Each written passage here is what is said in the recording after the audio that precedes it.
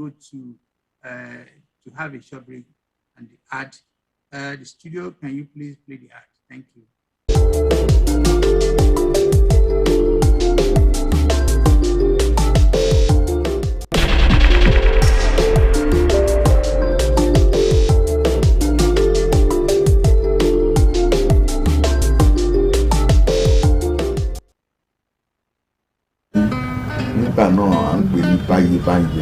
MOGBEDE o oyin mama. àwọn ọ̀rẹ́ mi náà wọ́n ní ká má fi ọjọ́ orí wa sí o. ọmọ Òṣogbo ni bàbá wa, ọmọ Òṣogbo lèmi náà. Okay, looks like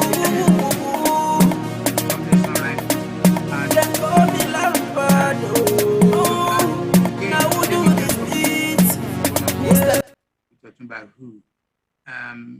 As you all appreciate, there have been so many happenings, apart from the death of 10 or 11 Nigerian soldiers. And I do not want to be specific on any of them.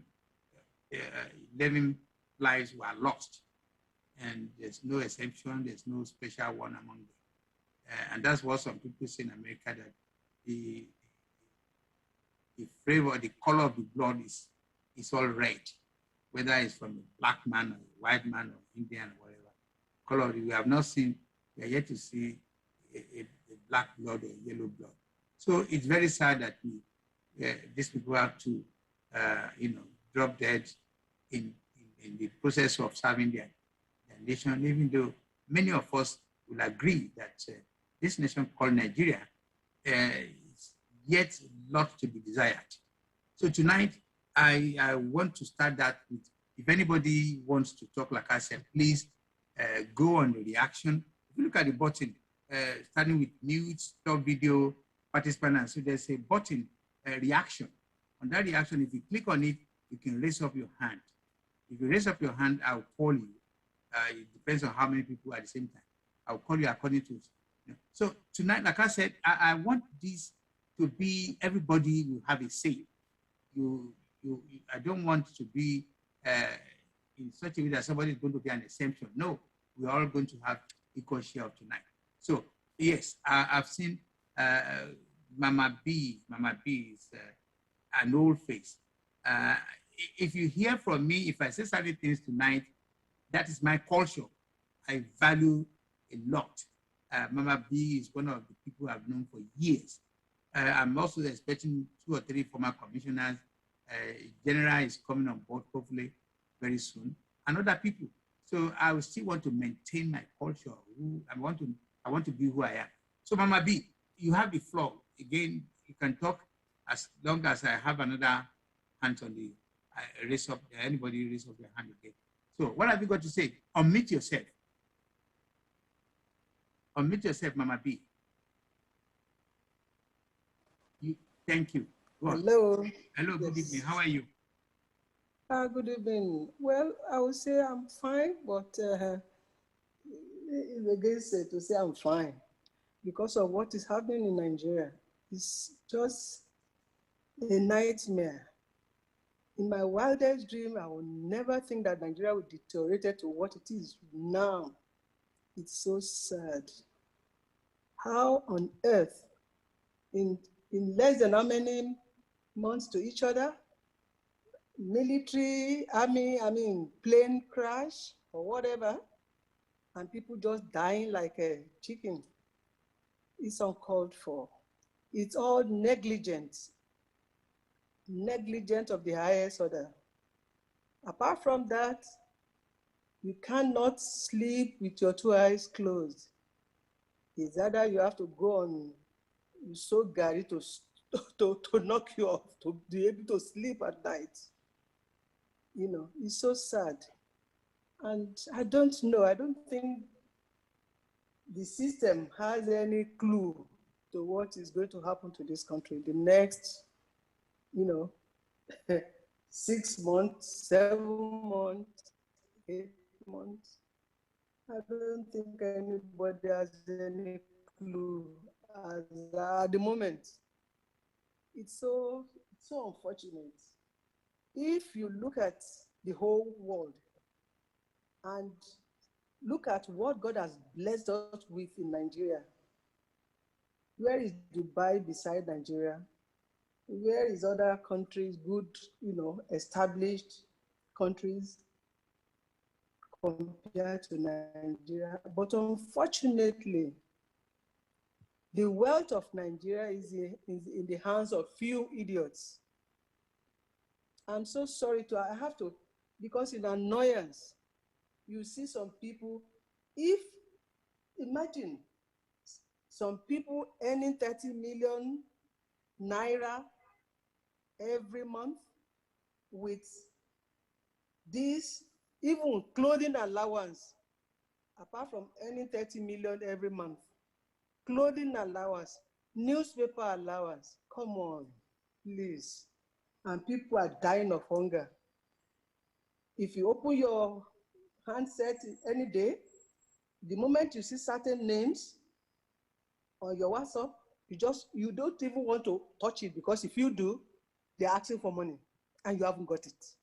It's so sad. It's so sad.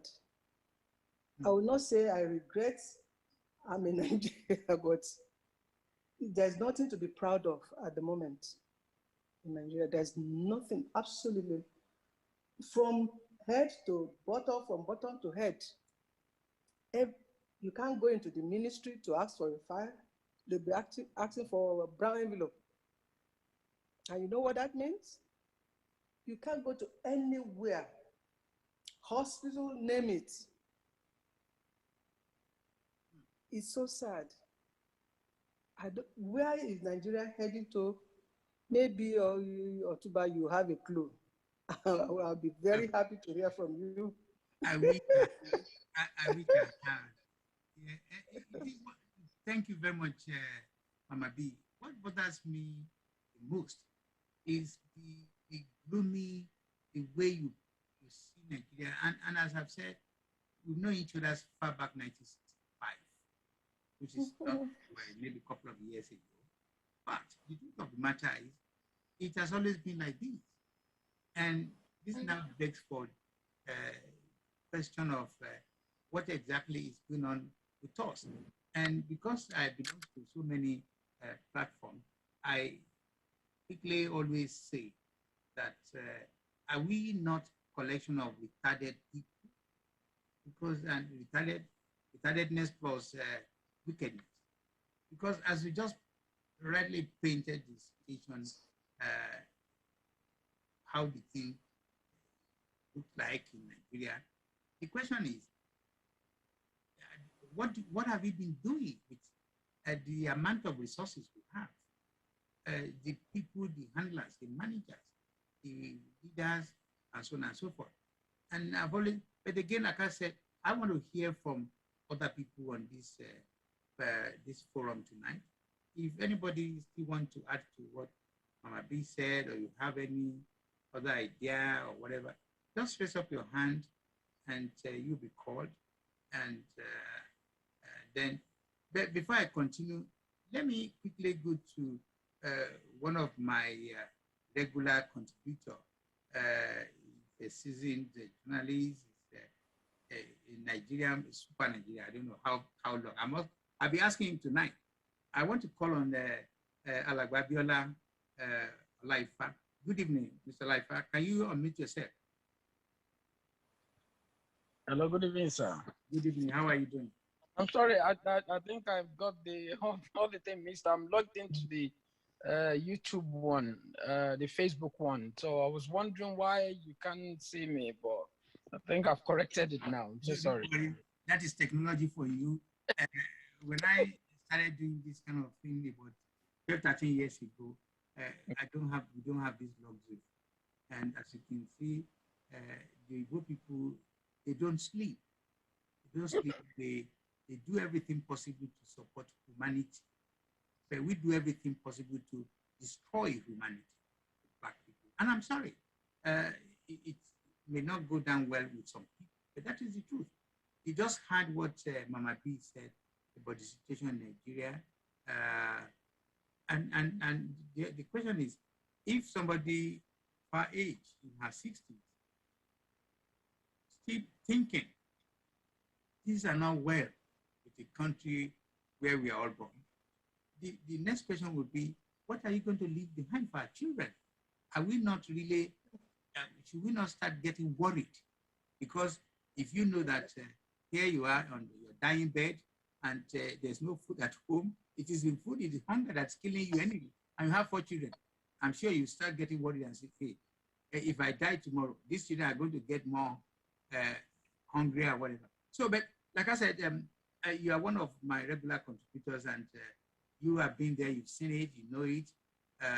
You're also very into different kind of political structure in this country. What is your take on what Mamadi said? Well, Mamadi already said it the way it is, because it's unfortunate the way we've got to now, but personally, I'm not surprised that we're where we are now, because I personally believe that among all God made, we are the most insincere people, because we are very insincere with ourselves. You know, when we see blue, we say it's white. And unfortunately, every Nigerian accepts that blue to be white, you know. And again, we're very deceptive people. The way we relate with ourselves, we're not truthful. And one of the biggest problems we have is that we all see the other person as the problem. We all see who to blame. Some will blame the devil, some will blame the pastor, some will blame the leader, some will say Buhari is the problem, some will say this is the problem. We all want to pass the buck. Some will blame their parents, some will blame brothers and sisters. So that blame game has started a very long time. A lot of times we say it's devil that caused this. Don't worry, God is in control. God never take control of anything. Because you caused it, you need to sort it out. Stop inviting God into the problem in Nigeria, because it's not God's problem. God has given us everything we need to sort that country, but we're not doing anything to sort it. And we still want God to come and sort the problem it didn't cause. So instead of us starting it among ourselves, we prefer maybe every day, not even on Sunday only, to stay in mosque. We will shout on the street in the mosque, we shout on the street in the church, expecting God to come and solve the problem it didn't cause. So I think it's getting to a point now, we all need to realize that we have a very, very serious issue in our hand that we need to get down and start solving. I mean, everything is bad in Nigeria, we know, but we are waiting until that alarm bell is sounding. We are all to 6 lanes. Should Buhari come and sort that? The government come and sort that? No. We go to buy something, even ordinary in the shop. Some idiot will walk in and say, yes, I'm the chief of this area. Take over from everybody that's on queue. We don't respect ourselves. We see people because they don't have money as much as you. You don't respect them. Should Buhari come and sort that? Should Jesus come and sort that? These little things is all what adds up. We are here so desperate for money. Like Madam said, you go to ministry now, they said affidavit is 500 naira. Somebody will tell you, oh, you have to pay 20,000 to get that affidavit. Is it the government? No, this money goes into people's pocket. And if you don't pay it, they don't listen to you. Okay, I remember one of my uncles that had an accident. His car hit another car. He was badly wounded in the hospital. When he left the hospital, just to collect his car from the police are asking him to pay 50,000. We knew one former commissioner of police. We called him to help us. He said, oh, he called us back after once. Oh, I've talked to the DPO. Don't worry, you don't need to pay 50,000, but give them 20,000. They release your car. He has to fix the other person's car. The insurance don't do nothing. He has to fix his own car. We still have to pay 20,000 to get his car out. What is wrong with us? You can see the problem is everywhere. I don't want to take too much time, but let's continue. But again, unfortunately, everything we are going to discuss tonight are going to be interconnected, because none of our problem is in isolation. They interconnected. It's not like governance is connected with all fabrics, all wires, everything put together. So it cannot be only one thing. The only addition I want to make is if you say you mentioned the name of the president 2 or 3 times. Unfortunately, I have, apart from people who say the box up on his desk, because if he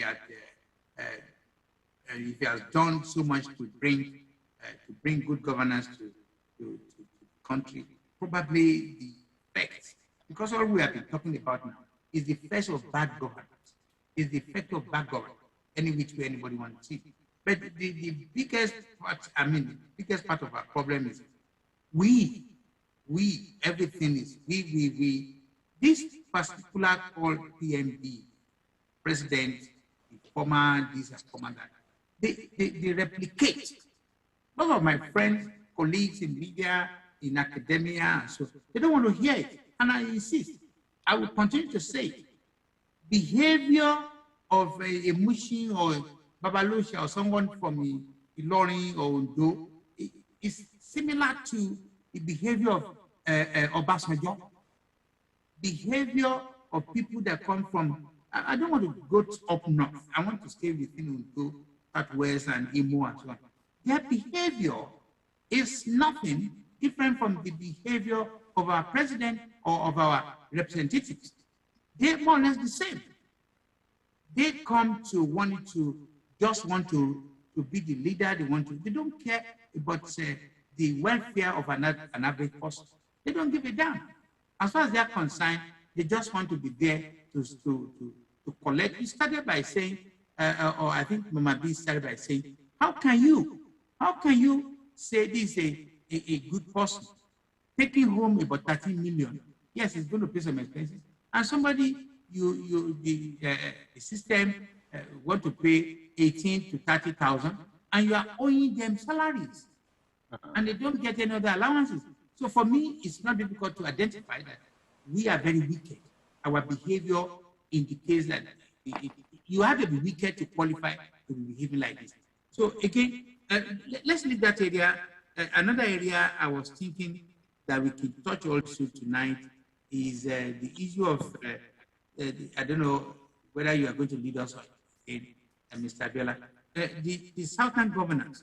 Some people come around and say, oh, wonderful. Oh, the 17 governors took decision after 60 years.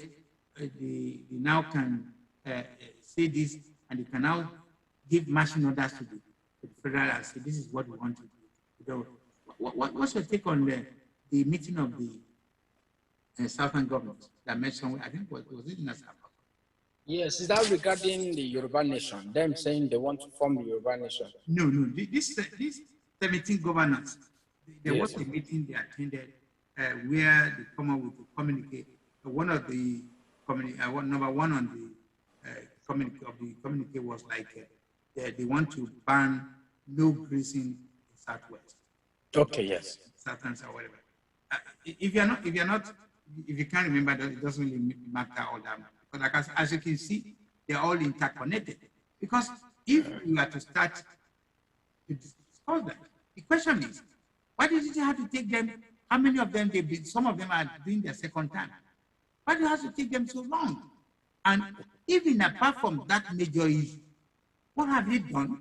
Have they developed each of their states? The answer is no. So, go on. Yes. Well, first of all, I would like to react to your comment about Buhari and him being who he is and how he's running the country. I was trying to say it's a replica of a typical Castina person who just wants to be. Absolutely. I personally would say Buhari has done nothing wrong for Nigeria. Absolutely. Right from day one, even when he was voted president the very first time in 2015, I wrote an article, I can send the article to you. I said, this man is incompetent. Don't put this kind of a man as president. This man, you see, Nigerians, we are so, I don't know, maybe our memory is not good enough, or I don't know what to say, because we clearly don't follow what has happened in the past. Buhari clearly is a sick man. You cannot foster a sick man on a sick nation. The people governing our nations have done this repeatedly. They started, you can see what happened with Yar'Adua. Yar'Adua is a sick man. You cannot use a sick man to heal a sick country. What do you expect him to do? He was sick. He was always out of the country till he died. Jonathan is a good man, but he's not a leader when it comes to presidency. He's not a politician. He cannot run an economy.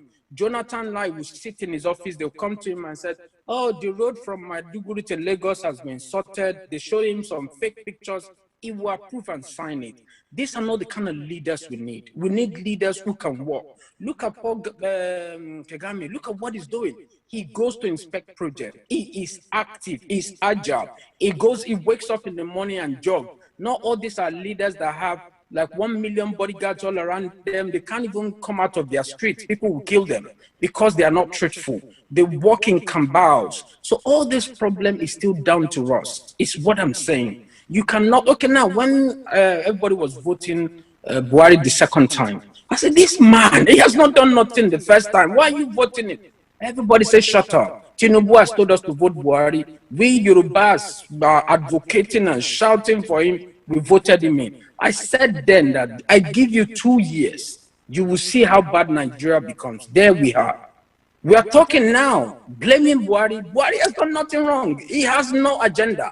He has nothing. The agenda he has is to foster Islam into Nigeria. We can see it happening. We can see his cow hustlers. These are the people he works with. He has been a cow hustler since his off presidency. What better thing can come out of a man like that? He doesn't know technology. He doesn't use technology. How do you develop economy? He doesn't even know how to deal with the young people. He clearly says that young people are lazy. Do you create opportunity? Do you even know how to create opportunity for the young? This man has no clue and is backed up by people who are multimillionaires who are stealing the country dry. They're the one running the economy. This man is a backseat. So at the end of the day, sir, it still boils down to all of us. If people are deceiving you, at least don't deceive yourself. We constantly are deceiving ourselves. We see ourselves like we know it all. And we listen to people we should not be listening to. We listen to thieves. And these are the big people. Even in our religious places, that is sacred. When these people walk in, they talk to us, we listen to them. There was a time, there was a riot about Obasanjo in the north. I remember that riot very well. We Yorubas start burning the houses in the south, despite Obasanjo making silly national mistakes at that time. Instead of us to say the truth, say no, it's because Obasanjo is Yoruba, that's why the houses are rioting. Why can't we come together and face the truth and stop being, oh, it's Yoruba, it's Igbo, it's Hausa? We are the problem. We are not truthful to ourselves. Now, the same Tinubu who is fostered on us, this man, is who we want to vote as president. Everybody's saying now, there's nobody like Tinubu, there's nobody that can do it. Like, who says there's nobody? Otunba, if they put you there as president of Nigeria, now you do better than what these men are doing.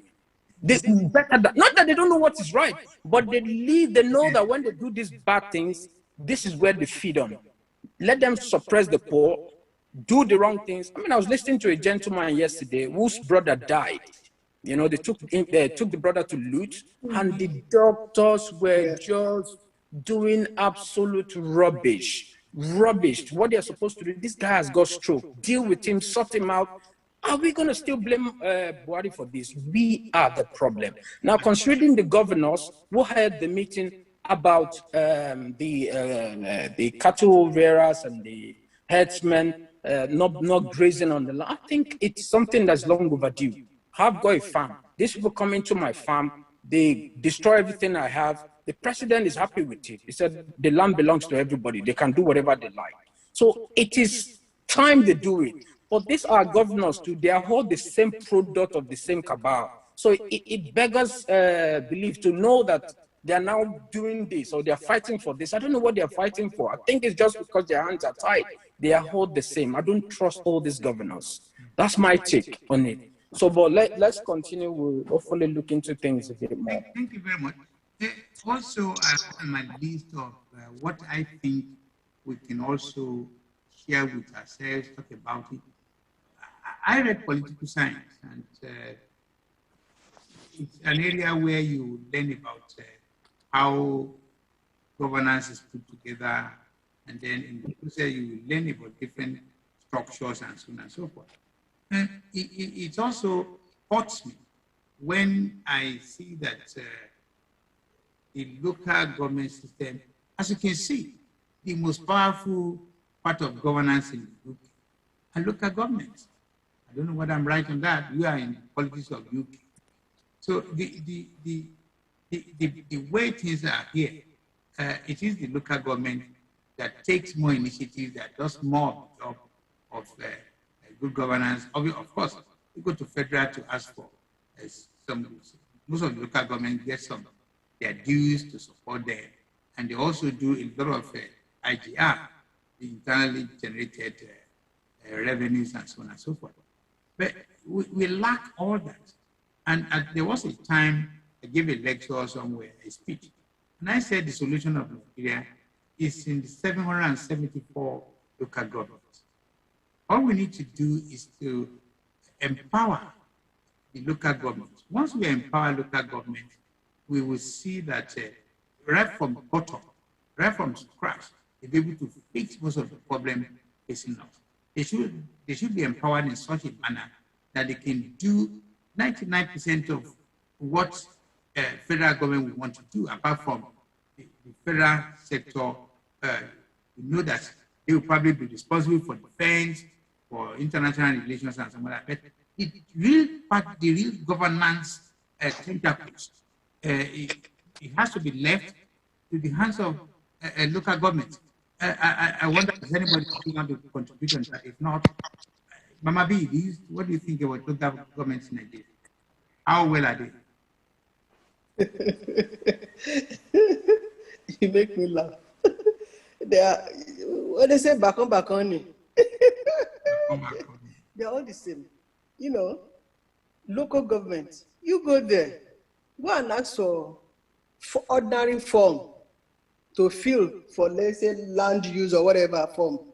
Before you can get that form, which might be free, then when you put it in, you pay to the government. You just try it. You know, each time I want to go to ministry like that, I take with me blue pen, black pen, red pen. I mean, in case they say, oh, we need grip, I'll bring it out. You can imagine how terrible things are. And it's deteriorating every day. Like Mr. Abiola said, Buhari will not come down from top to come and fix it. But all those people, branches of Buhari, if they are doing the right thing for the people, everything will be. Imagine somebody who has worked and paid tax. Now to get pension, you can't get it. Now tell me what is going to happen. Like I could remember some years back, I was on Niger FM radio in London, and they said, "Oh, okay, Mama B, if you are to become the president of Nigeria, what will you do?" Hey, I said that would be fantastic. I'll say, "Okay, Otunba, do you want to work with me? Mr. Abiola, do you want to work for my?" I say, "Yes, okay." I said, "Those people want to work, and those people want to steal. I'll bring them all in, and I'll now tell them, you, Otunba, I know you will not steal. By the virtue of your upbringing by Baba, you will not steal." I said, "Okay, Mr. Abiola, okay, he is a friend of her. He's not going to steal. Maybe I'll call Mr. Z again, and he said, okay, you want to steal? I'll turn my back. You will steal. If 1 naira mistakenly get out of Nigeria or to anywhere, I'll make sure they destroy your family." And they say, "Mama B," I say, "Yes. If all this money they siphon out of the country are in that country, right, they'll be able to utilize it. There'll be no arm robbery. Even if they're going to be at all, it will be minimized. Because they have got job to, they've got places to go to, according to your, level. As from cleaner, they will look at ShopRite. Imagine if that ShopRite, there was one day I was in ShopRite, I was looking. I said, look at, there is a cleaner, there is a manager of this and that and that. As if this place was not used for such something like that. Those people are working there, what would they be doing? Yahoo. kidnapping. They'll give them one stupid money. The young ladies, one idiot will take them to go and sleep with them. After sleeping, they put something in them again and destroy their life totally. So now tell me, Buhari will not come down to come and do most of the things, and the local council. I've dealt personally with them in Nigeria.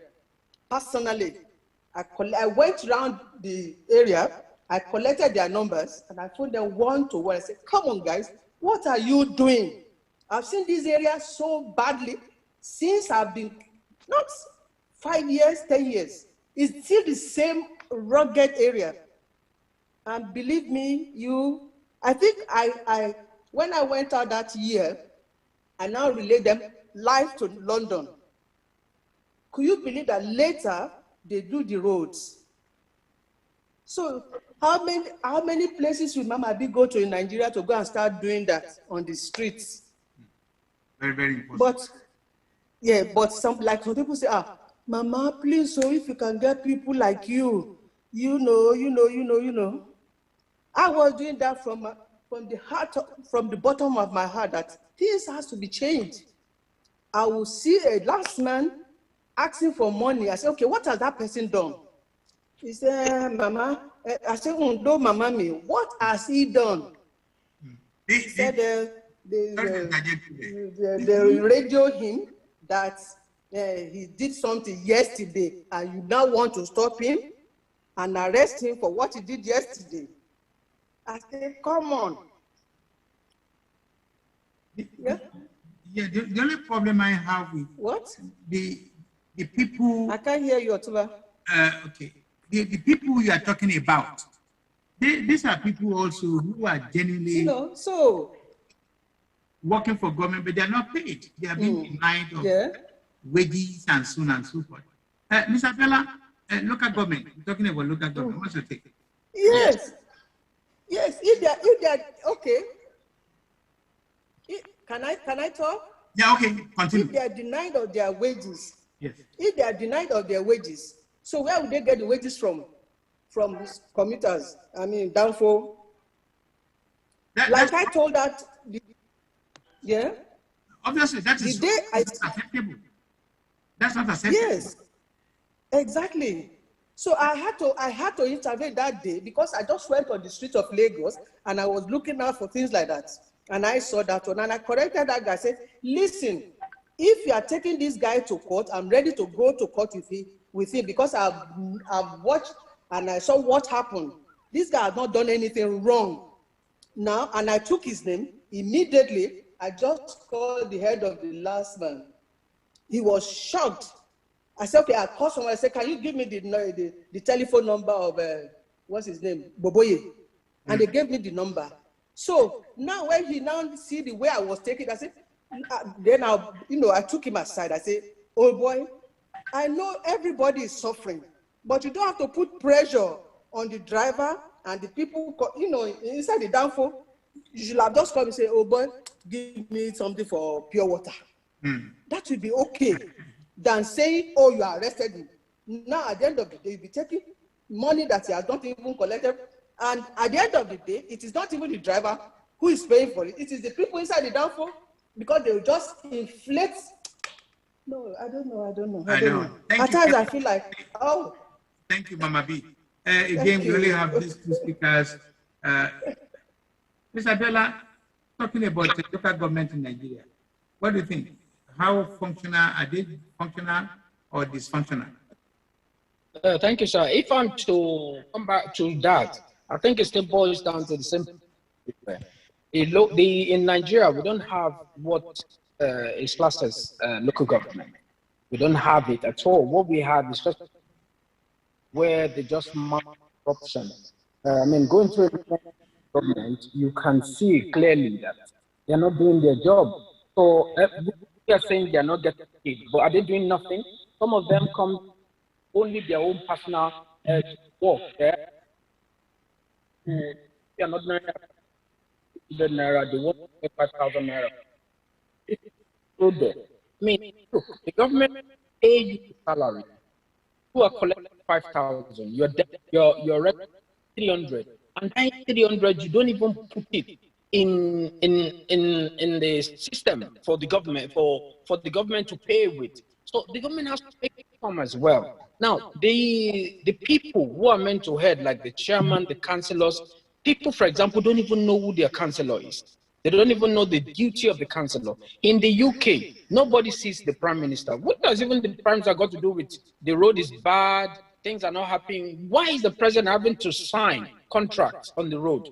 Here in the UK, they allocate contracts or money to the councillor at the end of the financial year. When the financial year starts, there's a certain budget for each councillor of each area. Okay, what are the things you want to do? Things like, oh, billboards, a speed limit, road markings and all that. Things are handled by councillors. They go into their speak to their people are saying, oh, where they are dropping bin and all that, not the right places. Councillor comes to the council, relay this to the council, they give the allocation to sort out. Everybody knows the councillor. You are the voice of the people. You are close to the people. But in Nigeria, nothing like that. The councillors just go about doing silly meetings and carrying women all around, driving private cars that are given to them from the money they have not contributed to. They're just there, you know. If you see chairman, you see area boys all around, guys are shouting on the street, looking so important. They do nothing. Even the allocation they get, the money goes into their individual pockets, or they choose where they plant those things to. I have a friend that wanted to be, they are telling him, even before electing him, they are telling him he has to build 6 wells here, build this. You have to give all the barless money. You have to give this, you have to give that. At the end of the day, he has not even become a councillor. They're already giving him a bill of about 50 million. Now you tell me, that become councillor, what concerns him with what's happening on the street? What concerns him with the problem we're going through? So what I would suggest is all this arm of government needs to be destroyed completely. Need to be destroyed because they are useless and not working. And what we need to understand also is that these people are made from us. I wouldn't want to mention the name of the governor. There's a governor that came. I'm sure as I'm saying this, you remember this governor. When he realized that all this money that was meant to come into the poor, and this governor, in fairness to him, that was the time he paid 10 months. He never owed anybody. And what he did was, he came to the ministries, all the local councils, where you're getting things like affidavit and all the, you have to use ATM to pay. I'm sure all of us will relate to this governor. You have to use ATM to pay to get into that, to get everything you need. So there's the way for them to get money. They still get money, but the way they do it before that, every money goes into individual pocket. They create file, they give you what you want. The government doesn't get anything. That reduced. Boy, they started conspiracies against this governor, saying, "Oh, he's a bad governor. Only in the money. He has brought Chinese company to come and POS ministry. Now we can't get money." We're so upset about this. Now you tell me, is that not in Nigeria? They did everything to get rid of that man. He was meant to go second term. They didn't let him go. They came up with conspiracy. He's the one hitting the money. He's the one that is rich. He's developed only his place. He's developed that. You can see that because he has blocked certain interested people from siphoning money, we, the populace, are the one fighting, and we got rid of him. Where's the progress coming from? We are a failed nation. We are a failed people. Until we decide we want to progress, it's going to get worse. It's not even worse yet. It's going to. It's just like my daughter will say, it's going to get worse. Now, for me, what I want to say is also issue of are we really good people? Are we really kinder people? Why will we choose? Why will one of us who is made the opportunity, who is given the opportunity to serve, and he now become local chairman, parastatal chairman, minister of this, minister of that? Why will anyone be in government and all what he wants to dedicate his time is to siphon, to steal money for contracts, money for this and money for that. And that worries me. And that's, I'm sorry, I'm very, very monolithic in terms of every time I discuss it with other people, they seem not to be on my side. But I said, if the cause of our problem is not dealt with, we want to continue to grow, and the effect will always continue to be. A good example of what I'm trying to say is, we need to examine ourselves, Mr. Abiola. We need to examine, we need to find out which kind of people are we? Why are we behaving like that? Why will you steal so much money from local government, from state government, and now start making story that it was monkey that swallowed the money? Why will you in the first place? Why will you in the first place take so much money? Why will you in the first place take so much money off the people's pocket, I mean the commonwealth of the country, and then you now use it to go to Dubai to buy a house? I love good living. Oh, I love lovely things. I went to Germany at a very early stage of my life, and I know what it is to be in a BM or to ride a Mercedes, Audi, and so on and so forth. And then the good thing is, I also know what the difference is, bad road and good road. When we're talking of Germany, when you're talking of Otunba, beautiful roads, that is going to be a straight road from Ikorodu to Kaduna. You just go, there's no bending. They've created the structure in such a way that it's a straight road, beautiful. So I know what it is to enjoy lovely things like that. But what I'm saying is, majority of us, just some, not majority, some of us just choose to want to steal the money that belongs to the people for development drive. They don't really care. And it has gotten to a point that most of us do not believe that what they are doing is wrong. And that's why you find this problem, Mr. Abiola. Because at the end of the day, most of the people that are supposed to cry foul and say, I know Otunba now. How long ago did he come back to Nigeria? And he's already parking about 40 cars in front of the house. Where did he get the money? They will not complain. People will not complain. And that's why I say this behavior of our politicians is a replica of who we are. So in terms of who we are, tell us, what do you think who we are? Do you understand what I'm saying in terms of how spiritually developed are we? Are we really developed to believe that what I'm doing for Nigeria will be for all Nigerians? It should not be for me as a leader, and then my constituent, if my constituent does not mean anything. I want to ask you, what do you think about who we are? Who are we? Yeah. Personally, there are several things. This with change, we have not even started. And the problem we're having now in terms of insecurity, in terms of the state of the nation, poverty, I'm telling you, it's still doing press up. It hasn't got to the teeth. When it gets to the teeth, we must after all. It's getting nearer to it. I have always said, the problem with Nigeria is collective. Every one of us is involved, and an Nigerian is corrupt. We are people of repute, we are well-read, we are Christian, is all part of the deceit that's running in Nigeria. You see, put away all this unnecessary title we give to ourselves. I am a high chief, I am a PhD, that we just use it to cheat ourselves. The people in power, their hands are completely tied.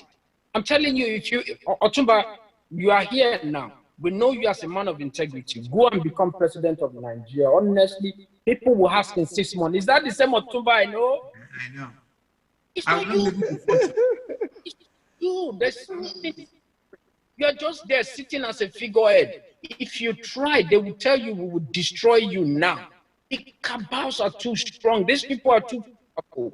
And until we break down those cabal, they just put a figurehead. That's why they want a figurehead. They know a person who can run Nigeria properly. They know a person who can run our local properly, but they will not put them in. How do we get rid of this cabal? How do we go about These people Yeah. they are horse, they are within our means, they are rich, they are loaded, they have houses everywhere in the world, but we need to root them out. But we are the one that is helping them to fulfill. Okay, I'll give an example of myself. I was working with a company a few years ago, and I was dealing with a lot of millions, moving millions for the company, acting as like the personal assistant to the chairman and doing everything every day. Sometimes I leave the office with millions. I'm talking of early 90s now, millions every day. And one of the workers called me and said, you this boy, you are stupid. You don't have sense. Are you the chairman's son? If he dies tomorrow, are they going to bequeath you all that belongs to him? Why not? When you carry 10 million with you, I can help you. This is the staff in the company that's talking to me. I can help you to organize a thief. When you are carrying one of the millions, they can help you in the leg. And when you collect the money, at the end of the day, when you are okay, we share the money together. This is the staff that's telling me this. So you tell me if I played along with them. That's why I left the company anyway. I didn't say I just looked for another job and left in those days. But what if I played along? We would have stolen that man's money. So maybe I would have been rich. Maybe I would have bought a house in Lekki. I would have bought a car. I would have sorted myself. This is the mentality of an average man. How do I get my own? Me. We don't have that community. It's me. Me. Let it come to me. Let it come to me. So at the end of the day, I hold the cabals. Our fathers, our relatives, our uncle. You tell me, there's a lot of families among us that uncle is using people for rituals. But who cares? Pay my school fee, I can survive. Who cares? If you like, let him use the whole village for ritual. We know this my uncle is a thief, he's a fraudman, he's a politician, he's stealing the money. So this thing that all these things run in our blood and it's become normal. It's become normal. Nobody, if somebody else says, because it's not from your village, that's why you're saying that. So we protect corruption. And I read a book by OtunbaHOO, CEO from the UK then. When the man left, he said, when Nigerians say good morning, look out again and see if the money is really money. Yeah, okay, I remember it. And so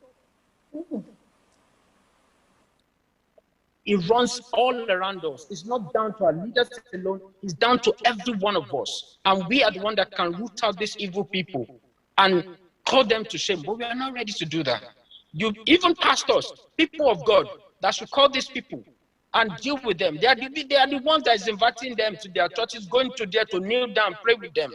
And when they're in the churches, they put them on the front seat. So, Otunba, where would the solution come from if these people are not truthful? Because they want to buy their private jets as well. They use these people as the important people we should call out and shame. So it becomes a huge problem for all of us. Yeah. I was listening to sorry to interject again. I was listening to one prominent man of God whom I know one-on-one, and I've never believed that he's doing anything but to is only working to make money. All of them. And I'm sorry, I want to be challenged. Whether there is an imam or pastor or whatever, they're all doing it just to make money, like you and I go to work for him.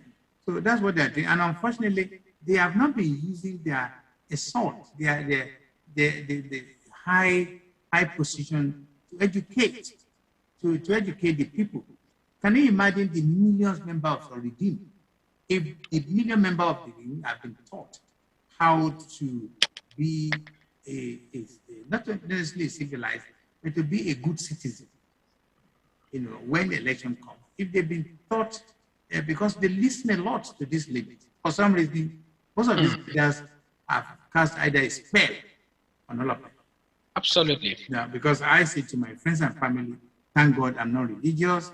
I'm not going to go to church or mosque. If eventually I die, do not bury me. That's fine. I will have gone, leave me there. Because I don't believe in all of them. But I try as much as possible to let them understand that you are the victim because they take advantage of you. This man of God I was talking about, there was a posting, I think a week or 2 weeks ago, talking about his children when they come from England. He has promised them, I want to build a swimming pool, and the swimming pool, the price was going too high, that the contractor was asking for 500,000 more than what the budget is. And I said, what are you talking about? And this somebody, apart from having so many billions in his hand, he has just built a multi, whatever faceted hall in Nigeria that will carry almost about 10,000 or more people. And I say, what these people joining, paying this? Can they get anything in return? Of course not. So, but the point I was trying to emphasize on, Isabella, maybe I need to reintroduce that particular point to you. The point I'm talking about is the issue of when do you think, or will you agree that we will need to recalibrate our mindset, our thinking, to include that if I made a minister tomorrow, I should not be bold enough, because it looks like these are bold thieves. These people are terribly bad in what they do. For them to have the courage, the audacity to take contracts or to be a minister in charge of transport, housing, all area of whatever, and you insist to wanting to take a percentage, or the wife of some of these Secretary of State or minister or whatever goes out to wanting to spend so much money that does not belong to him or her. So that's why I'm trying to link it to the kind of human beings we are. You will not find that in Holland. You will not find that in Luxembourg or in Germany. No Secretary of State or no contractor that is asked to build a rocket or to build a stadium. He's so focused that, oh, I cannot steal. That's the point I'm trying to ask you to discuss. Because just for a moment, if we change our minds that you and I and everybody here tonight, we are going to go and to become AYZ country, and we've agreed that 100 million is meant for school building, or is meant for Medicare, something in the district of the local government of Shomolu, we would spend 90% of that money. When are we going to get there? And that's why I was saying, let us talk about the kind of people we are. Why do we choose to steal the money? What is exactly what's wrong with us? Yes, absolutely, sir.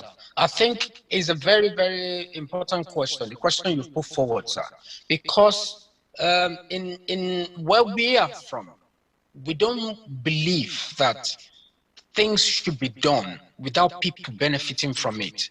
We believe that, see, where we still have this mental belief that God chooses certain people. You understand? I think it's the deceit from the Bible, because I personally believe, I'm a Christian, but I believe that a God that will say, I come into this house, you are the chosen person. I think it's a very, very nonsensical precedent that we have to follow. And we've incorporated that into our cultures, both Islam, both Christianity now. So if we have leaders, they are untouchable. They are chosen by God. Oh, it is God who put them there so they can do what they like. They can march on us. They can steal our money. And at the end of the day, we come back and start complaining that things are not working. These leaders are not doing what they're supposed to do. You put them there believing that it's God who put them there. They are not accountable. They do what they like. They steal what they like. They rob us. They buy. You see them in the middle of poverty. They are living, buying exotic cars, sending their children abroad. None of them keep their children in Nigeria. Oh, but God chose them there. God put them there, so they are important. We need to break down all those nonsense beliefs. Let everybody's life count. You are poor, you are rich, you are Mr. Abdul, you are Mr. A, you are Mr. B. We all need to start respecting each other and knowing that our community counts. You see, in Nigeria, if you're not rich, if you're not somebody, if you're not related to even to get a job, as a child, or our children getting jobs, you still have to involve some big man there, some minister, you cannot literally do anything in Nigeria without going through a big person, because they are the chosen ones. Even if you want to buy land in Nigeria, somebody will just come and collect what belongs to you. And they say, oh, he's a big man. So all these things need to stop. We have to begin to run our affairs as human beings. We shouldn't be running it because of deceit coming from all these books from Asia and all the rest. Look at the economy. This book we are embracing so much, they've thrown it in the bin, and they are living their life. Israel is one of the most powerful countries in the world because they refuse to adopt some of the things written in the book they sent to us, written in Hebrew. They are running their lives. They are treating themselves with respect. They protect their economy. They protect. You do anything in Israel as a minister, do anything. In front of you, they will stone you to death. Look at UK. Look at UK. Ordinary UK. Some MPs, they took expenses of 12 pounds, 14 pounds. Do you know they send them to jail as a result of... Some of them ended, yeah. Yeah, and somebody in Nigeria will sit on the chair, steal money that belongs to 1 million people. And people are still saying Rankadede to him. Come on. Are we not crazy? Yeah. And Mr. Vela, again, I think we have a couple of people that are joining us. The arrangement on the floor is a free house. I want people to contribute to different topics we had already. We've spoken about the Attorney General, the death of the military men, and we're also talking about Southern governors, local government. I decided to bring everybody on board to have a say that there are a lot of things that I may not know that you know. So please feel free to raise up your hand, and then you can have a go to contribute. Because I have no doubt in my mind that the more we are able to talk together, we should be able to at least send messages for them to understand. But before I continue, let's quickly have a break. And then when I come back, we will continue with this program. Thank you. Thank you.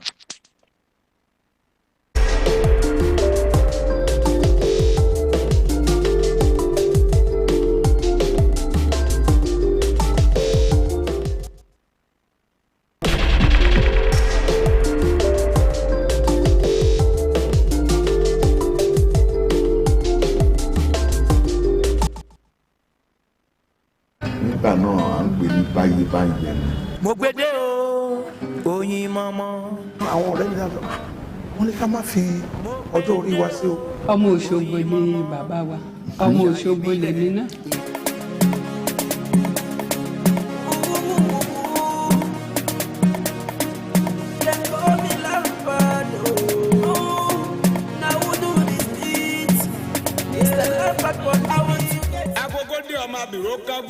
Àjàníwọ̀lú tí mi yàrá pẹ́kẹ́pẹ́kẹ́ ètò káàrọ̀ ọ̀tọ̀ ló balẹ̀ gùdẹ̀ sórí ìkànnì tá a wà yìí MOGBEDE lètò àrà ọ̀tọ̀ tó balẹ̀ gùdẹ̀ sórí ìkànnì tá a wà yìí ó bẹ́ẹ̀ bá wá fẹ́ sùn nígbọ̀wọ́ abẹ́ fẹ́ polú ọjà nílẹ̀ ẹni àbí lókè òkun ẹ kàn sí wa lórí àwọn ẹ̀rọ ìbánisọ̀rọ̀ wa wọ̀nyí MOGBEDE ètò ní MOGBEDE.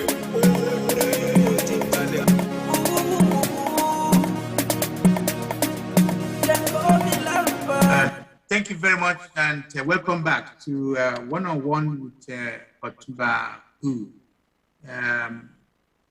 The program I've been running for quite a while now, and it's my pleasure to have all of you aboard. Some of you who have joined me tonight, and like I said, I'm trying to change the narrative, the idea, the dynamic, in terms of getting people to be part of the program, that you should be able to contribute, talk about what exactly do you think that we are doing wrongly, and what do you think we should be doing rightly, and so on and so forth. And that's why I do have a regular contributor that has been talking, and also very happy to see faces from Nigeria now, and a couple of people I do want to acknowledge, who are my good friends, you know. And I also want to say that sometimes I'll be very happy if more people, but let's start with the few people that we have, and then if we are able to achieve certain goals, we can duplicate it and then pass it on to people and say, oh, I attended it, and then I have a say. And it was a very nice gathering. It was a very nice opportunity to contribute. Again, like I said, raise up your hand if you want to contribute, and then we can also be part of this discussion. Let me welcome a very prominent guest who is, unless otherwise he has arrived because London last week. But I know he's based in Nigeria. He's one of the who in the youth business. He's the president of the. I'll get him to introduce himself in a minute. So let me welcome Olabode Hassan from. Can you unmute yourself and let us hear you? Please, can you introduce yourself? Yes, sir. Well, good evening, sir. Good evening, viewers. Good evening, everybody. Indeed, a great honor and privilege to be here this evening. Here in Nigeria this evening, I greet everyone. Basically, the issues that have been raised, I've listened to quite a number of contributions on the platform.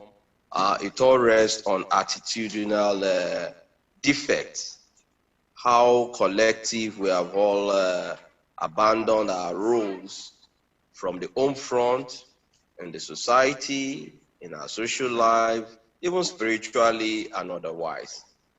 This is to go further to show that the amount of lamentations that I've listened to might not have been the curative in resolving all our issues with one size fits all advisory or opinion.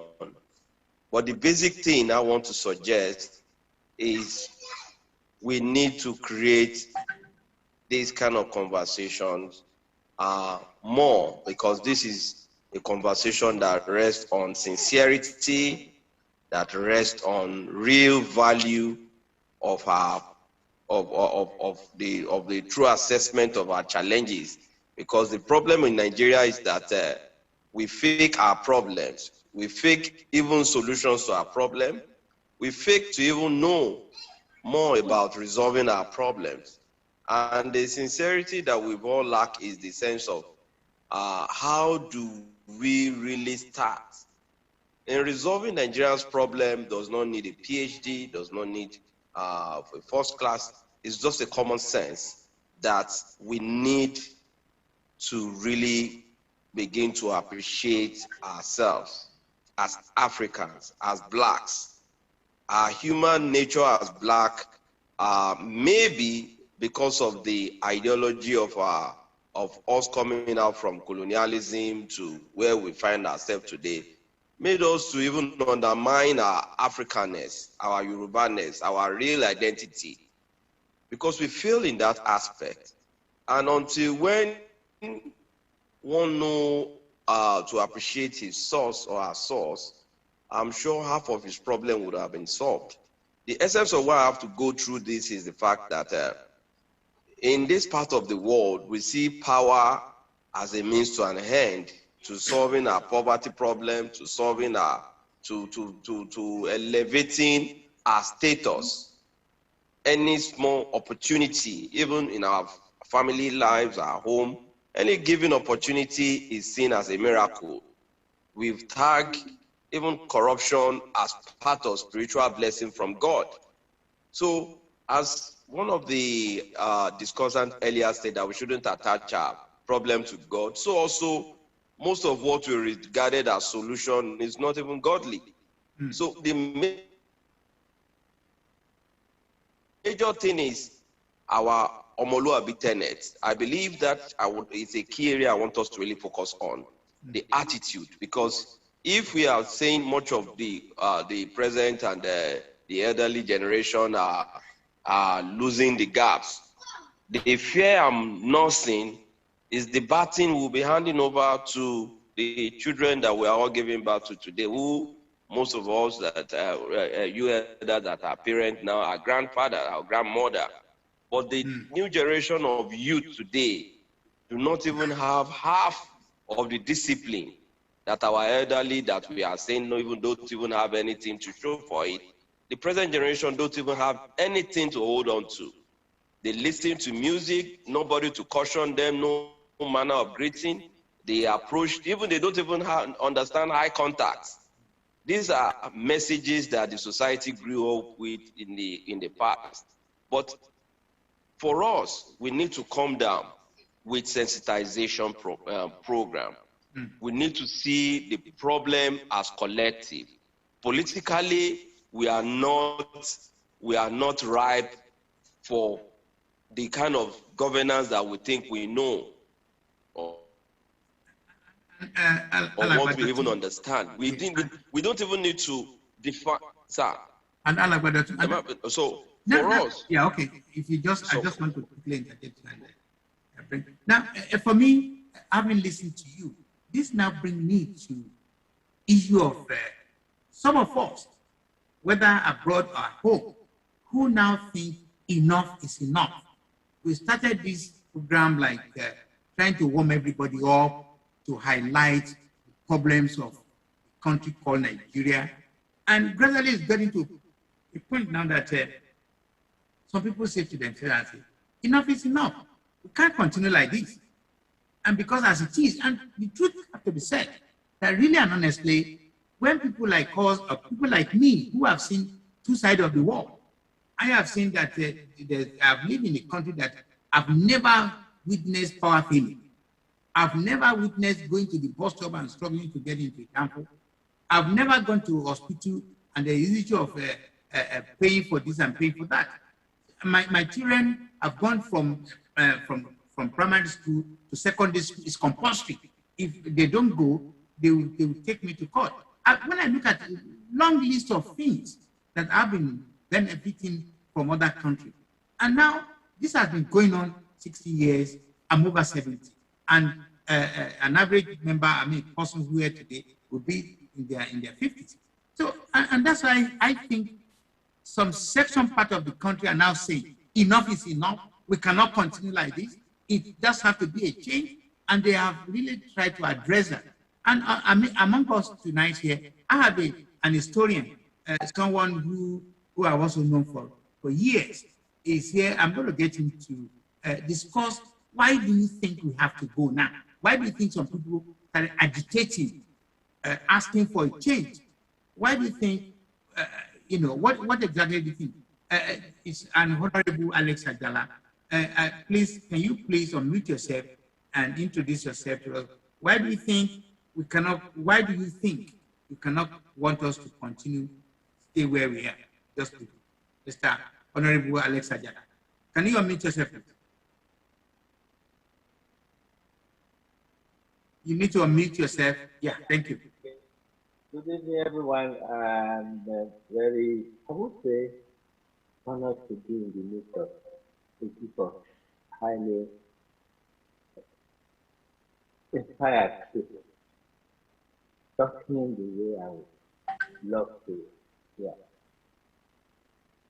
trying to find a means to get an answer to what we are facing. As the host said, I happen to have grown up in the age when you were the second set of free education. But before then, I had an experience with my grandfather, which is still continuing today, which keeps me asking questions. Why are we here in that country called Nigeria? Is it not a trading place? Did our forefathers trade this place? Why are we trying at level best to find a reason for keeping it? Why some others from the north decide that if you are keeping it, then we are going to make it up.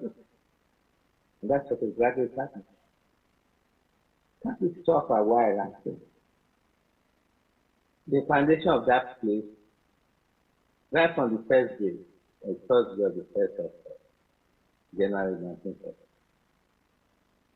There was no unity of purpose. It was not even a marriage.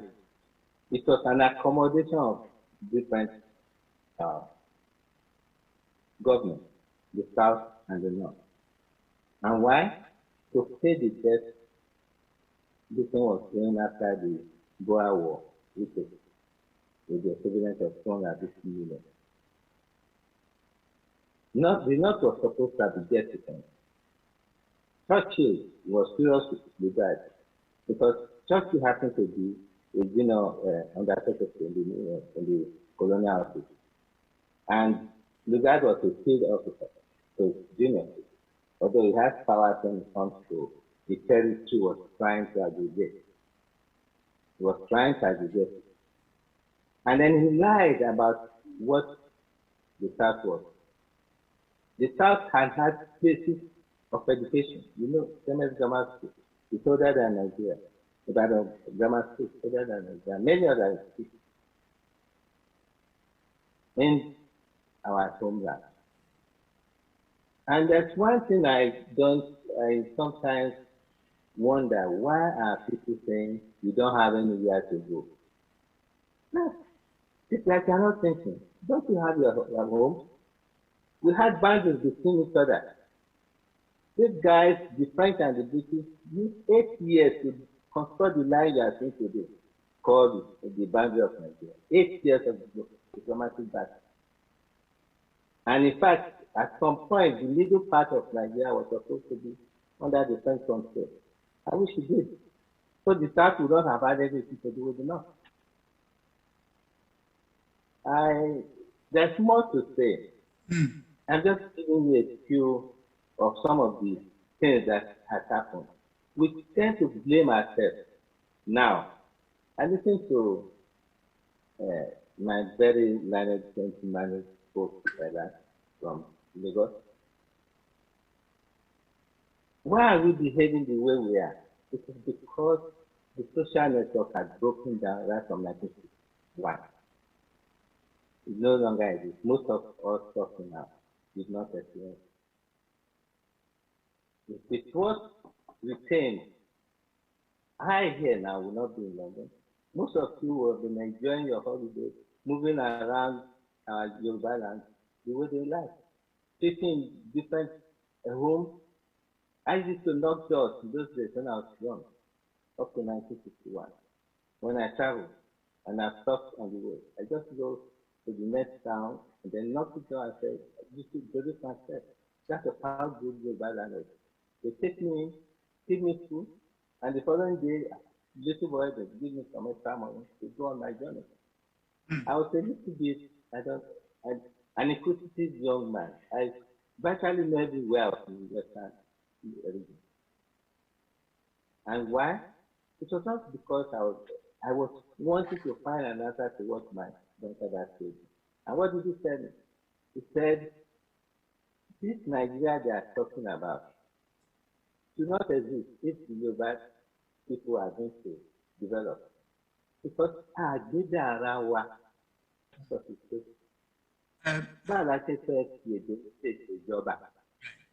Honorable Ajala,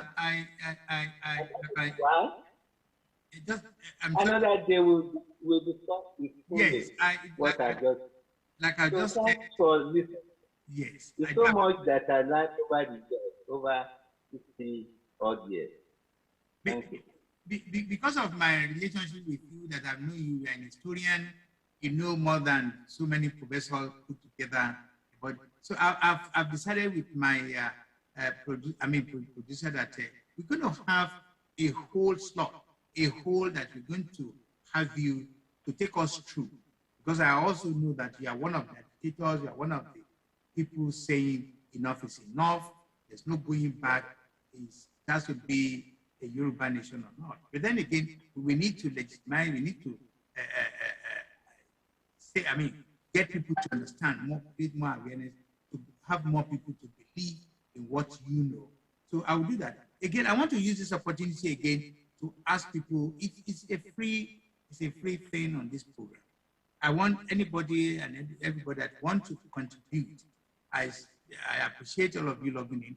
If you have anything to say, just raise up your hand, and we've been talking about different kind of things. I wanted to go to the next item I have on my table here, issue of justice. And as you all know, there are three main arms of government anywhere in the whole world. The fourth one is what you and I are. The three main arms of government is where you have the legislature, the legislate over and above all the laws of the country. Then followed, those laws have to be, they have to be perfected to a great extent. There's no perfect law, but then they try as much as possible to bring laws that the executive can use it to govern all of us. And then the third one is the judiciary where if anything goes wrong or anything that is not right, whatever, both the executive and the legislature, they can take their case to them and they will advocate, even though they're still working more or less under the umbrella of legislation, because that's the main component of any governance. So if anybody still wants to contribute or say anything, I'm very, very pleased. Please raise up your hand. All I want you to do is to please click on the reaction button and you can raise up your hand, or just do it manually, then we can go on. Otherwise, if there's nobody, I don't want to start imposing anything. Those who want to listen, please feel free to listen. But I want to welcome a couple of people that have also joined, the elder state person, Joba, and also Rosalind Okondo. All these are elderly people that I know very well, that they also have a contribution to make. If any of you want to contribute, just raise up your hand and unmute yourself, and then you can contribute. While we are doing that, let me go back to Mr. Abiola. Mr. Abiola, is Mr. Abiola still there? Yes, Mr. Abiola. Yes, very much, yes, sir. Yes, you had what other two contributors have said, and they take us in lines of leaning towards our behavior. But you see, I'm sorry, maybe as a political scientist, I'm thinking there's more to be said about our behavior, because we find ourselves in this situation that a grid has landed us in a big trouble. Even those people who have money, they're not safe. They have problems, they have issues, because kidnapping, maiming and killing and whatever is not even very far from their doorstep. You know, anybody can be kidnapped tomorrow. People are having issues. So, and every time people like you who also an academia, if you turn around and say, we need to change this, I want to say, and this is very, very important, and I want all of us to listen. If you are looking for the most nastiest, most terrible set of human beings, you'll find them in Europe. The Europeans are more terrible than we are. And that's always been my argument. I know this because I've been around for over 51 years. And I also know that because of this kind of people there, they collectively agree to apply a structure that will make it impossible for any of them. Some of us are now included because we live here as a citizen. They make it so impossible that you cannot override, you cannot take advantage of anybody. Having said that, there will still be a gardener, a mechanic, a tailor, a organizer. Different people will still be here. Not everybody are CEO of banks and organizations or structures. But what I'm saying is, I want us to examine, I want us to look into why don't we want to do what they are doing here in Yugoslavia, in other countries? Why don't we want to do that? Why do we allow ourselves to be abused? You understand me? Police can choose to abuse a co-police person, but because of the structure of the country, because of the laws and regulations, it is impossible. Mr. Abiola, I don't know whether we're talking the same language. Do you understand what I'm trying to say? Absolutely, sir. I think everything everyone is saying is still in line with what I've always said from the beginning of the program, that the structure we have at home is a structure we need to tear down. We need to tear down, and we need to start immediately. I wrote one of my articles. I said, if we continue with the structure we have now, in 500 years' time, there will be no more Africa, not just Nigeria. There's so many countries that's complacent as well. And when I said there will be no more, we'll turn back to the slave age, where the whites will come and rescue us again, where they will have to come and literally govern us. It will mean that our years of intellectual capacity, or the PhD we have, or the research we've done will be no waste. Because, you see, the only reason we go to school is so that all of us can understand life a bit more, have respect, show what we've achieved. But in Nigeria, you see that, not just Nigeria, in Africa generally, you see that we do not have that intellectual capacity that translates to a better economy. Everything is breaking down now, everything. All right, let's take for example as a family unit. When we were growing up, like the gentleman from Nigeria said, when we were growing up, our parents would say, this and this you must not do. You must not sit on the doorstep. If you sit on the doorstep, the food you're eating will not, little things like that. You must not do certain things. You must not steal. If you steal, you become a robber in future. You start lying and things, all these moral things. But now, these things are thrown completely out of the window. The kids can do what they like. They can live the life they want. We don't have morals. And these things is what grows up. They said in our language, Iroko, if you don't want this Iroko tree to grow, by the time you start cutting it, start weeding it, it won't grow, because when it grows into a giant, you won't be able to cut it with your hand anymore. So,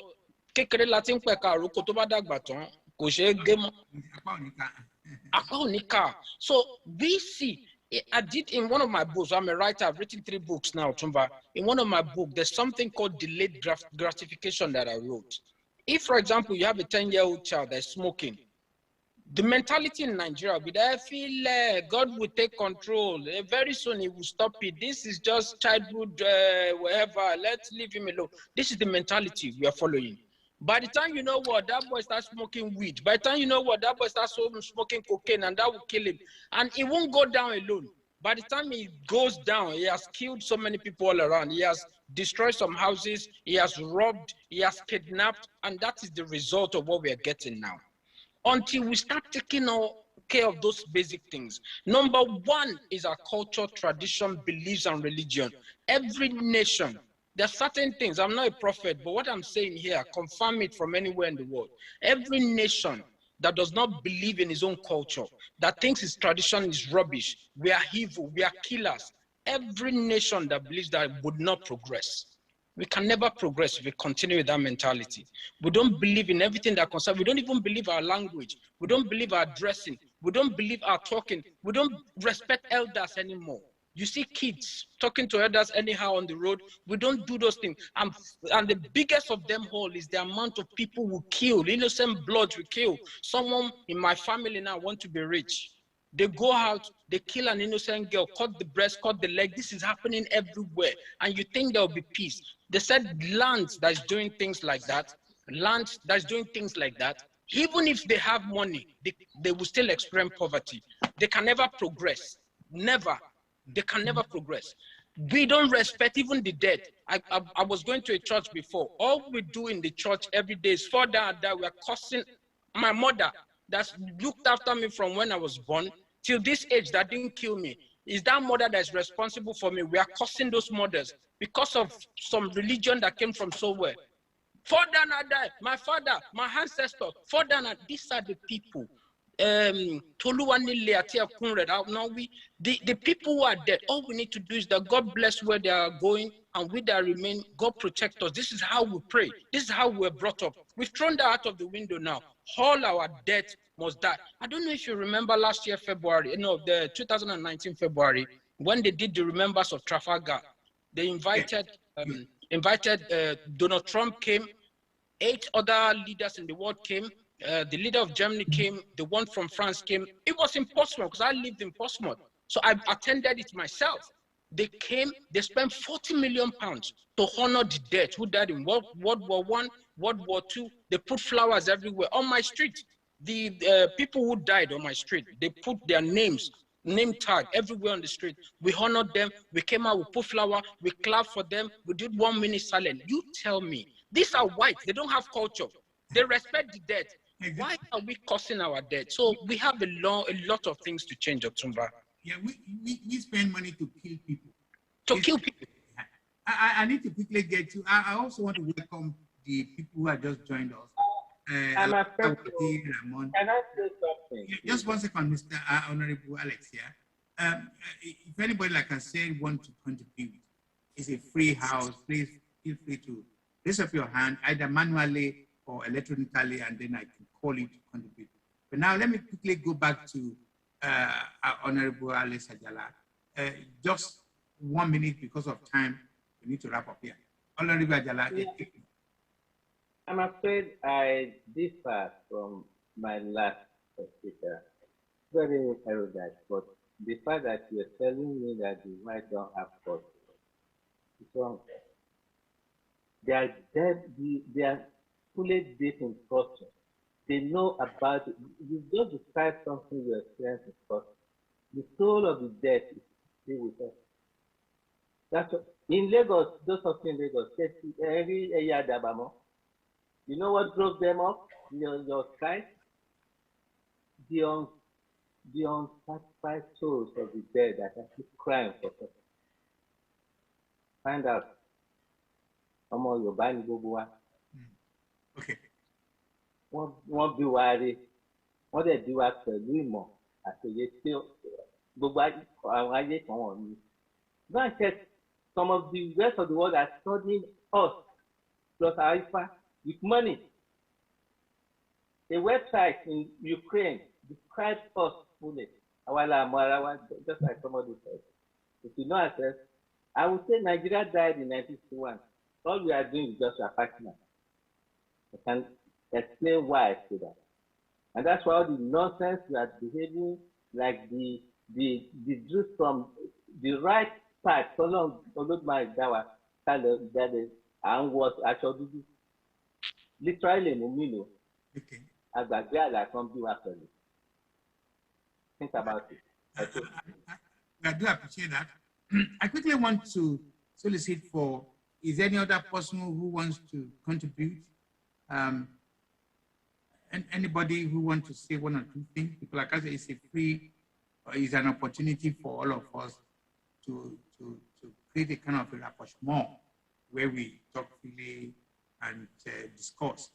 And I do this program every Friday, 7 o'clock to 8 o'clock UK time, and I have regular contributors. But I look forward to having more people. I understand because of this. There's so many outlets. There are so many people doing the same thing at different times, or sometimes very at the same time. I'm supposed to be a main contributor on one, but because it clashes, their time clashes with my own time. I cannot afford to leave my own and do something. But this is the program I've been doing for many years. But please mention this and say this to your friends and family about a program that will allow you to contribute to talk what you want to say. Because in the process we learn. And like I said, we don't want to be immediate enemy of anybody. We don't want to be angry with anybody. Because in the process, you see, we learn. As you can see, we have picked up a lot of information. And like I said, very soon I'm going to bring this remarkable historian. I don't want to take a lot of things away today. I want to give it to him that whenever he comes, I hope we are going to have a full house when he will be doing his presentation, and people can ask questions far back to 1900 or whatever. He knows his onion, he knows what it's all about, even up to as current as up to 2021. He will tell you what they tell you. And that I'm referring to historian Alex Ajala. So when I'm ready, I will bring him on board definitely. So if anybody still want to say something, otherwise, let's take a quick break again, and then we'll come back to you again. Do not go away.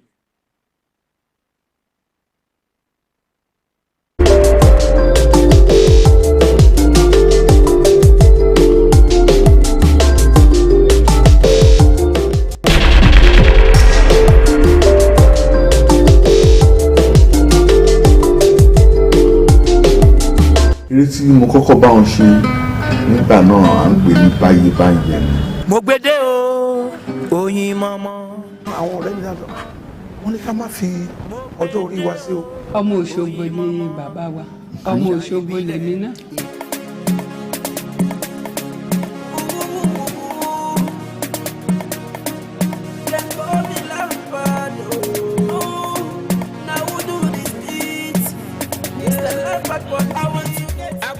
ọmọ abìrò kágó àjàní wọ̀lú tí mi yàrá ẹ̀ pẹ́kẹ́pẹ́kẹ́ ètò káàrọ̀ ọ̀tọ̀ ló balẹ̀ gùdẹ̀ sórí ìkànnì tá a wà yìí MOGBEDE lẹ́tọ̀ ara ọ̀tọ̀ tó balẹ̀ gùdẹ̀ sórí ìkànnì tá a wà yìí ó bẹ́ẹ̀ bá wá fẹ́ sùn nígbọ̀wọ́ abẹ́ fẹ́ polú ọjà nílẹ̀ ẹni àbí lókè òkun ẹ kàn sí wa lórí àwọn ẹ̀rọ ìbánisọ̀rọ̀ wa wọ̀nyí MOGBEDE ètò ní MOGBEDE.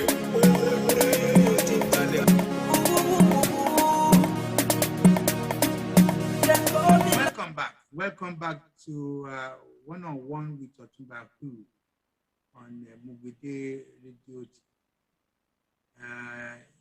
OneonOne with OtunbaHOO has been going on for years. But then, like I said, I migrate from one student to another, all in the quest of getting more, to know more people and collecting more experience. Because experience is something nobody can buy. You have to make it. You have to make it.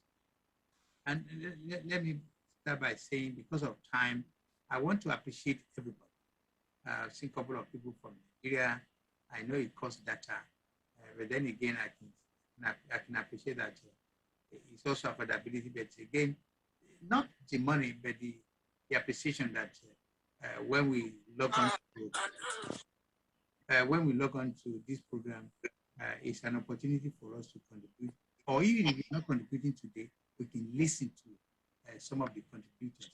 So I want to thank everybody.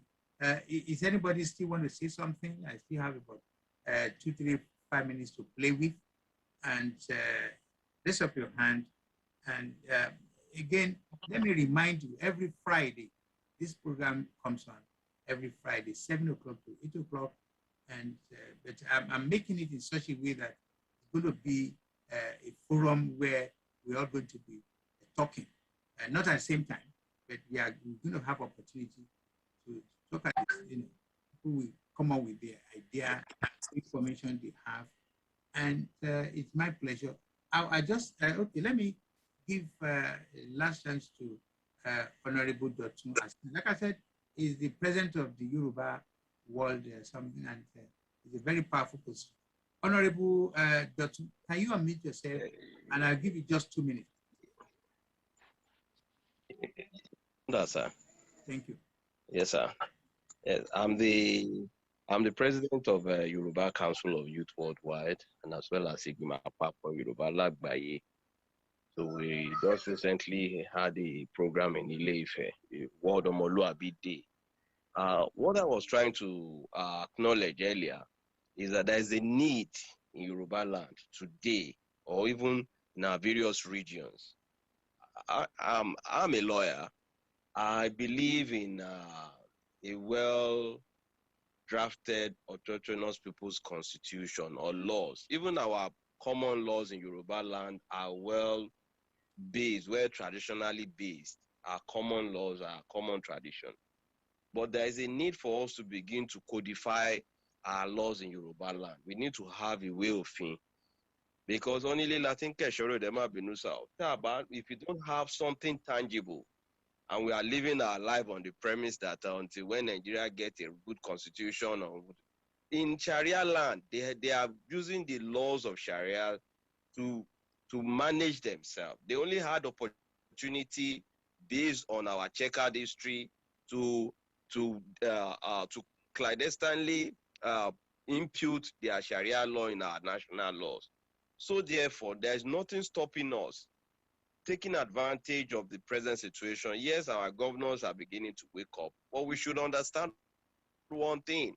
Our own politicians in Yoruba land are not sincere. They'll make noise in the morning. When it is by evening or afternoon, it's another drum entirely. They deceive us with our pains. So what we need to do with your program, sir, is to begin to bring people of common mind. We need to draft a way of thinking whereby from our own end, we know this is the system. This is how governance ought to be. This is how the society needs to take some certain things. This is area we need to honor our obas. As of today, based on the agitation that is going on for Yoruba Republic and all that, look at the frontline agitators. The moral credentials, they go all out to exchange violent statements with our obas. They go all out to discredit great minds within our society. They go all out to just peel out garbage that does not even have any in tandem with our development. At the end of the day, what is so serious is serious. Because if this carelessness is into war,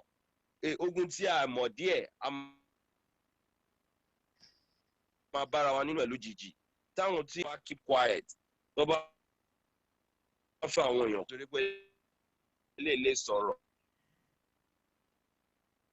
Oni kimi. Ta ló ní òní kimi? Professor Olowanle ayé tó ní kimi. Nǹkan tó ju wọn ti rí látàrí. But because the society is a gangster war.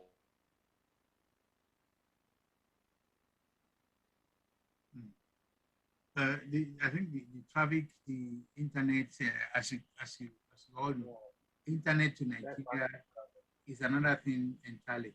But and Honorable President, whom I say I know very well, I want to appreciate you highly. And again, because of the time, because I don't see another hand raised up now, I will have to, unfortunately, bring this program to an end. We're supposed to, yeah, but again, I'm too considerate kind of person. Yeah, just like that, I can see two hands raised up, one electronically, one manually. Let me do the electronical one as a final closing remarks. All right. Thank you very much, sir. I just want to add to what Mr. Azan just said there.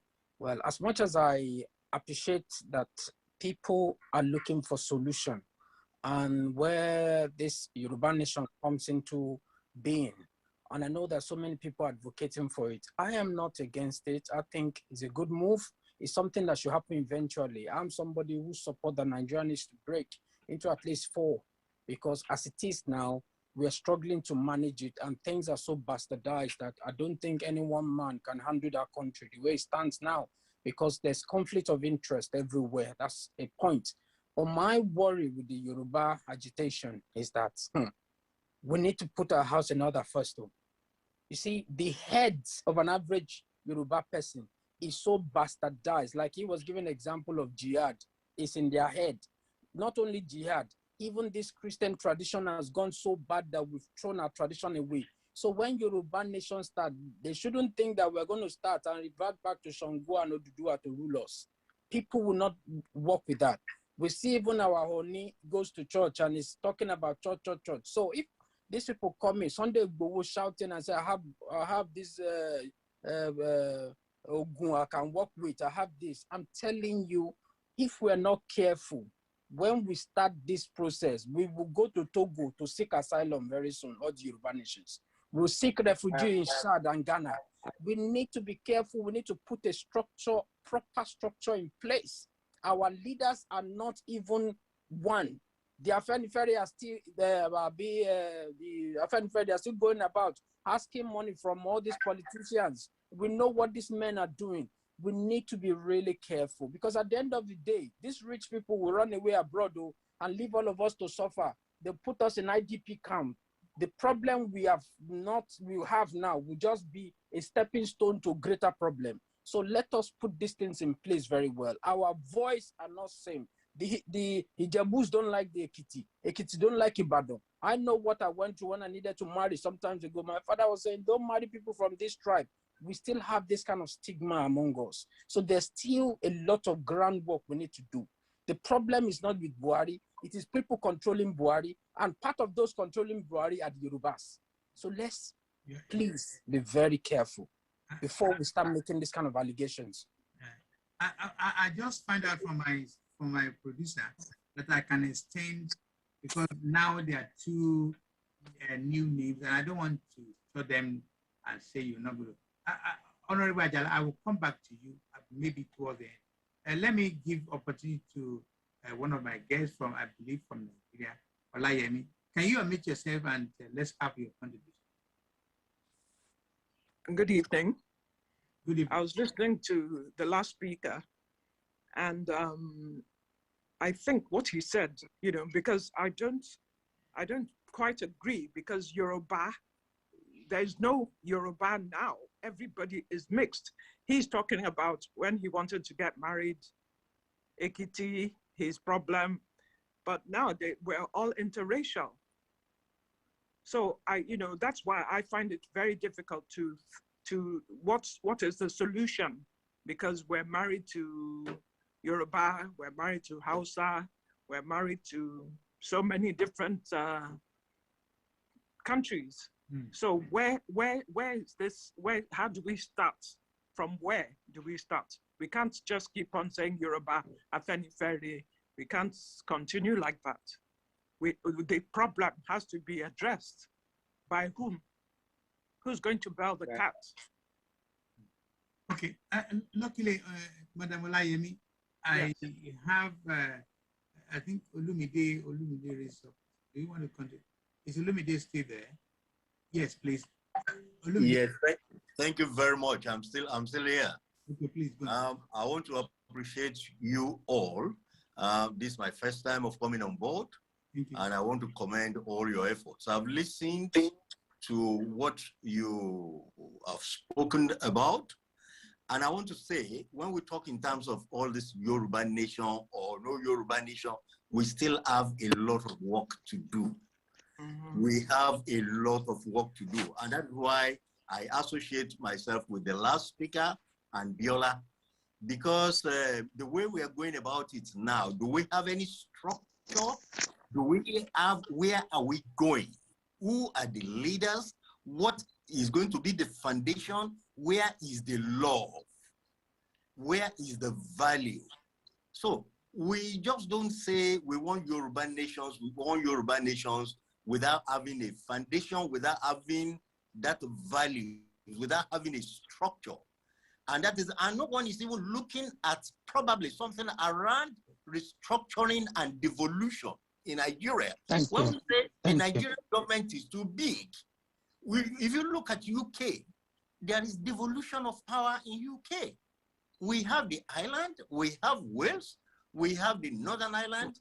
During the COVID, we had all those states having their own say. They have their own houses, all of them still under the UK. So why are we not looking at devolution, restructuring things, and a devolution of power? And that is maybe it's something we can also discuss. When we talk in terms of Yoruba nation, do we love ourselves, each other? Are we going to be able to govern ourselves when the love is not there? So that is what I have to say for now. Thank you very much, Olumide. Thank you, sir. I appreciate you. Well, like I said, my producer just said, Otunba, you can have another 10 minutes, and the way it is. So now, again, like I said, I might have to bring, when I'm going to announce the topic, I would really love to have this historian, like I said, whom I've known for many years, who knows. Not that he knows everything, he is so an expert in the history of Yoruba vis-a-vis Nigeria and things. So I will have to probably bring it. But just 1 minute, Alex Ajala. Is there another person who wants to talk before Alagba Ajala? No. Okay. Alagba Ajala, let's, yes, what exactly do you want to say? Please, because of time, I beg you. Don't forget you are going to have your own slot when you're going to be the more or less the person everybody will be looking at. A couple of weeks ago. I like everything I've listened to from every part, the ladies, the gentlemen, and all that. The fear factor that we have. The solution is very simple, but we are not looking at it. You are talking about the problem. But when we are looking at problems, how do we go about it? When we are talking about love, how do we go about it? We have, those of us in this list, we have looked at everything that puts everything in place. The matter of those minor things about family relationships and all that will be part of this nation, that is the Yoruba nation. And there should be a pride of celebration that in our area, this is what we have been able to produce, or we are in the field of death proportion, or we are in the field of agricultural regeneration. These are going to be portioned out because we cannot allow the mess that has happened over the years from 1961 to now. Because every one of us talking has experienced that sadness of growth from 1961, because I consider that the country died in 1961. How can you imagine people being Awolowo and his team being accused of putting contractors in 4 corners of the country to talk to the government? They are nothing faithful, yet they sentenced him to 10 years. It was a pre-planned thing between, and I've opened it up, between Balewa and this, because they were just of our progress. I'm ready to defend this thing anywhere in the world. Unfortunately, what our Lord did for us will solve the problem. Because all we need to do is to go back to the template and refine it and put it back into the Yoruba land.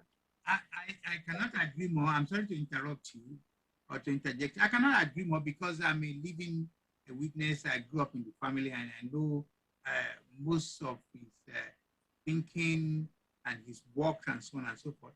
And the impact is still felt everywhere in the southwest part of the, some people call contraction and so on and so forth. So again, finally, I want to wrap up this program today, but please do me a favor, like I said, say to 1 or 2 friends and family, next Friday, it's going to be another day.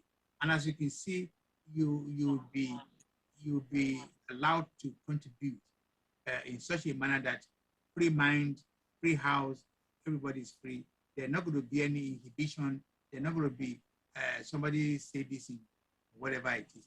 It's not going to happen. And now the very last person, and there's not going to be any exception, is my main contributor tonight, Mr. Abiola. Please, 1 minute is 1 minute, please. I need to go now. Otherwise, I'm going to get sacked. They're not going to allow me on this program anymore. So, thank you very much, Otunba. Yes. Thank you. So, I mean, we all need to be careful and to try to understand me too when I make contributions. I'm not what I'm saying. I'm not antagonizing or saying Yoruba nation is a failure. It's not going to happen. It will happen. But one thing I keep telling people over and over is that if you keep using Awolowo as a yardstick to our Yoruba nation development, honestly, I believe we're already failing before we start. Because life has progressed beyond the times of Awolowo. The kids we have now, they don't care about Awolowo, they don't care about they don't even care about the culture, the tradition, the beliefs of our fathers in those days. These kids now, in their eyes, there's fire in their eyes. There's fire. And if we, as elders now, if you look at it, people in the era of Awolowo, a lot of them have died and they're dying. The kids that are coming up now, the morals are not there. We don't have a system to fall back on. It's either you kill it or you save it. That's the way we are looking at things now. This is why I'm saying that if you're saying, oh, when Yoruba nation start, we're going to do this, we're going to do that, we are already starting on failure part 1. Okay. If we don't start now and have a structure in place before we agitate and move, I'm telling you, we will suffer. Because look at what happened recently when they killed the kids in Lagos. Look at what they did. They destroyed the whole of Lagos, not knowing that what we're destroying belongs to us. Now, those things that are destroyed have not been put back in place. This is how the kids think. They are not like us. They're not patient. They don't have a structure. They don't have a way to go. If we start this Yoruba agitation, just war from other tribes would destroy Yoruba land, and we all go to Togo to seek refuge. I can assure you of that. So let's plan this very well. Thank you very much. No. I'm not going to allow anybody. I don't want to lose my slot on OtunbaHOO Radio. It's an opportunity given to me. It's a platform. But anyway, that's a joke. You understand each other. I genuinely want to thank everybody, and especially those who taking their time to join me from a far distance, 6,000 miles away from here, and all of you who have taken time to be with me tonight. Next week definitely is going to be not explosive, but it's going to be a proactive, interactive kind of a session where everybody's going to have a say. Thank you very much for coming. God bless you all. Good night. Thank you. Good night. Thank you. Bye-bye. Good night. Bye. Bye. Bye. Good night. Thank you.